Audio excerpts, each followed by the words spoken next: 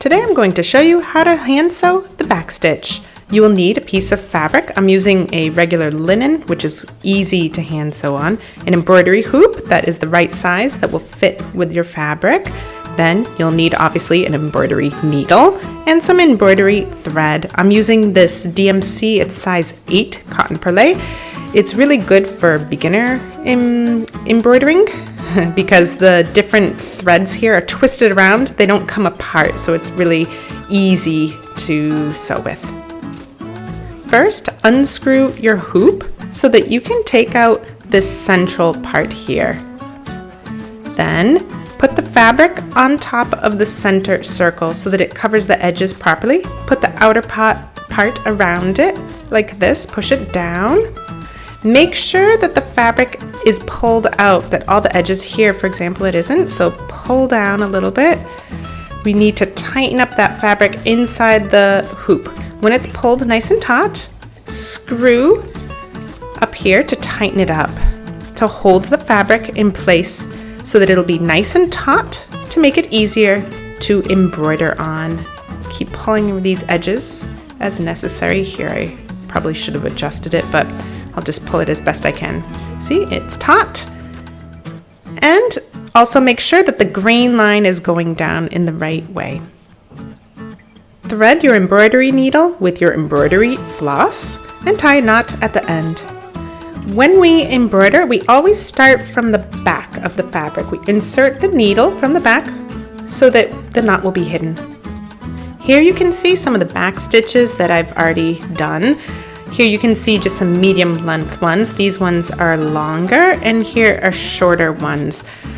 The length that you choose depends on your project and the effect you want. These long ones are not so great because they can get, caught on something. They can move around. So they're only good for, straight lines and whatnot. I usually just use a medium length. If you're doing some sort of a curve or other detail, you're going to use a shorter length. The back stitches worked from the right towards the left. So you always need to first put the needle in to the right of where your thread is coming out. And then you pass it underneath. You can see I put my hand here underneath the fabric where the needle is so that I can kind of push up on the needle to help it come back out. See there? It comes out on the other side of that needle, or of the thread rather. From the right to the left, pull it through, and you have your first stitch there with the thread that comes out to the left. So again, go over to the right, go in exactly the same hole made from the stitch before, push up with my finger on the back. You can see it there through the fabric. So we push the needle back up on the other side of the thread that came out. And there's our second back stitch. We're starting to make a bit of a line here. You can even see the thread underneath, that kind of helps. So again, from the right, in the same hole, push from behind with the finger. Let's move that thread so you can see better. Actually, let's change the length. Let's do a longer back stitch. So there you can see there's more space. So again, go through that same hole, and we're going to move further over to the left. There we go. Always try to keep the same length with your back stitches. That way the project looks a little bit nicer. Oops, I didn't do it perfectly there. It's harder to get it perfectly straight when you do a long back stitch because you have less control. Let's now actually do a curve. So we're going to use smaller back stitches. So I'm going to start just like this. Okay, there's our last long stitch, and now we're going to do a curve that goes like that. So again, go in with the tip of the needle.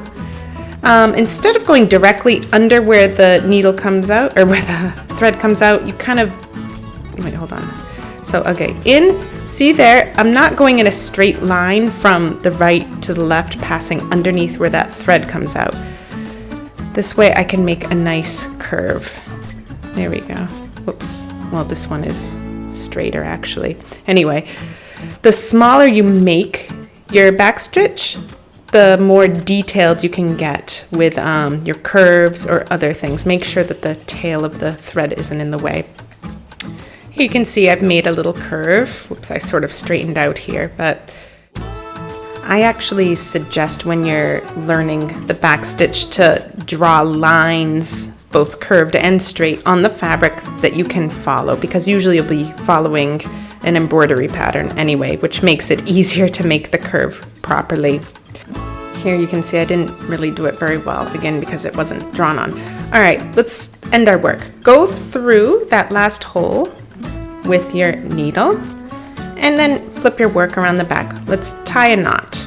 So what I do is I go under the last stitch from behind. I pull through all the way, and then I go through again, but without pulling all the way through. I make a little loop here. Go through with the needle, pull it, put your thumb and your forefinger, squeeze it so that you don't pull the stitches, and see how it's there.